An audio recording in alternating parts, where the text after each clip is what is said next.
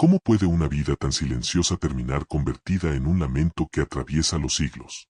Dicen que era una mujer sencilla, de origen humilde, de esas que no aprenden a alzar la voz porque la vida les enseña pronto que nadie escucha.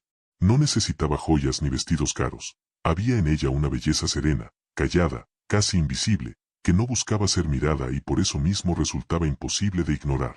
Una belleza que no prometía peligro, solo ternura, y que por eso fue subestimada. La necesidad la llevó a trabajar en la casa de una familia adinerada, una de esas residencias grandes donde el lujo no se exhibe, se impone. Muros altos, portones pesados, habitaciones que parecen hechas para amplificar el eco de quien no pertenece. Allí, cada paso suyo sonaba como una advertencia, como si la casa misma le recordara que estaba de paso, que su presencia era tolerada pero nunca aceptada.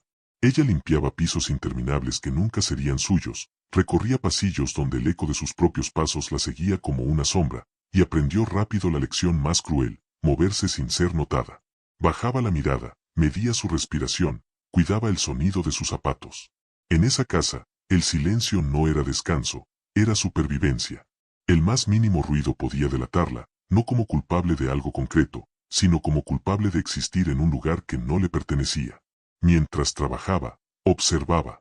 No por curiosidad, sino porque no tenía a dónde más mirar. Vio risas que no eran para ella, mesas servidas que nunca tocaría, promesas de futuro hechas entre personas que jamás imaginaron compartirlo con alguien como ella.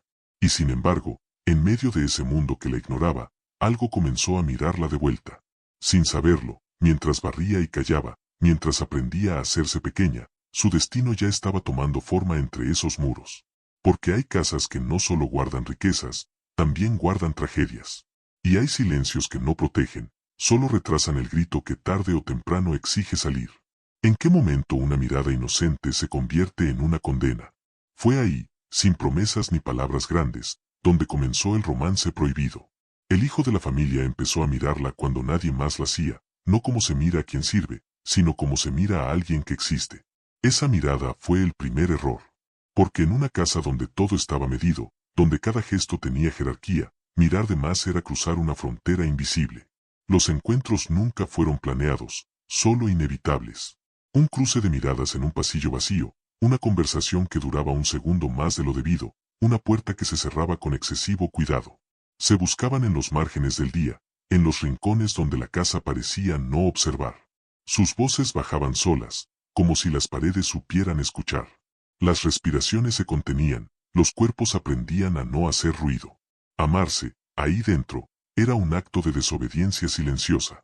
El amor creció escondido, alimentado por la clandestinidad. Pero junto a él creció algo más espeso, más peligroso, el miedo. Porque en una casa así, el silencio no protege, amenaza. No es refugio, es advertencia. Cada pausa parecía cargar una pregunta que nadie se atrevía a formular. Cada sombra parecía observarlos con paciencia. Y entonces ocurrió lo inevitable. Ella quedó embarazada. El mundo no se rompió de inmediato, solo se volvió más pesado. Caminaba con el mismo cuidado de siempre, pero ahora con un secreto latiendo dentro. Luego vino otro hijo.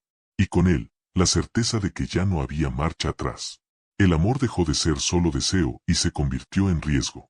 El secreto, antes dulce, empezó a pesar como una losa sobre el pecho. Cada noche, cuando la casa dormía, ella permanecía despierta escuchando el tic lento del tiempo, marcando segundos que no regresaban. Cada latido era una pregunta sin respuesta. ¿Qué harían si lo descubrían? ¿A quién culparían? ¿A quién borrarían primero? El silencio nocturno ya no era calma, era una espera insoportable. El rumor de un escándalo parecía flotar en el aire, invisible pero presente, como un murmullo que aún no se atrevía a hablar, pero que ya sabía su nombre. ¿Cuántas promesas hacen falta para que una mujer lo deje todo, y cuántos silencios para destruirla después? Una noche, él la llamó aparte. No fue un llamado urgente, fue peor, fue suave. La casa estaba quieta, pero no en paz. Había una tensión invisible en el aire, como si las paredes supieran que algo estaba a punto de romperse. El viento rozaba las ventanas con insistencia, moviéndolas apenas, como un susurro que se acercaba para escuchar una conversación que no debía existir. Él habló de un futuro distinto, de una vida lejos de esos muros, lejos de los apellidos pesados y las miradas que juzgan. Le habló de huir, de empezar de nuevo, de un matrimonio donde nadie tendría que esconderse. Sus palabras parecían firmes, ensayadas, dichas con la seguridad de quien sabe convencer. Le pidió que se fuera primero, que llevara a los niños, que lo esperara. Es solo cuestión de tiempo, le dijo. Confía en mí.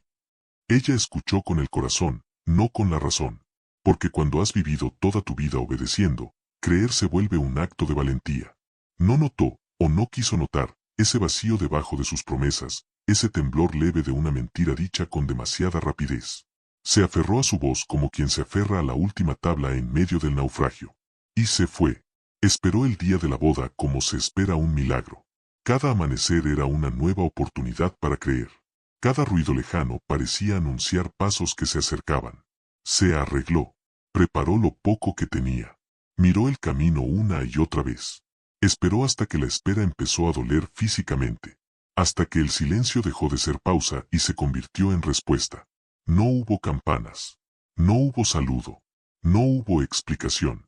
Solo el golpe seco de una ausencia definitiva, cayendo sobre ella con todo su peso.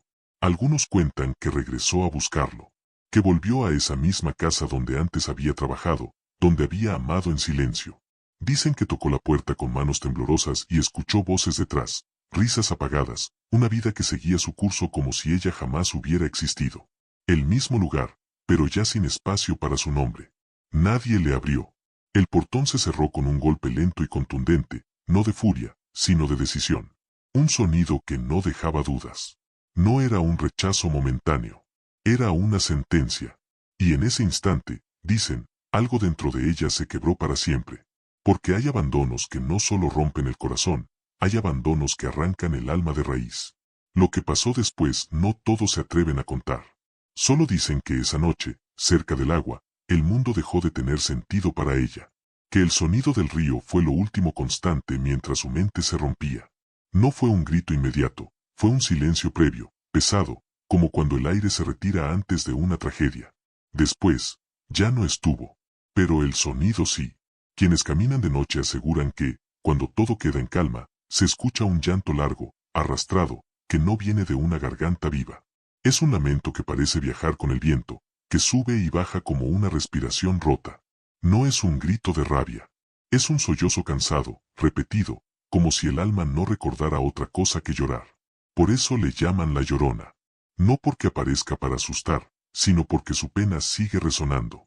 Un llanto que no pertenece al pasado, que no pide perdón ni castigo, solo compañía en la noche. Y hay quienes juran que no es solo una leyenda, que ocurrió de verdad. Y que, si escuchas con atención cuando todo calla, el lamento todavía anda suelto, buscando a alguien que le escuche.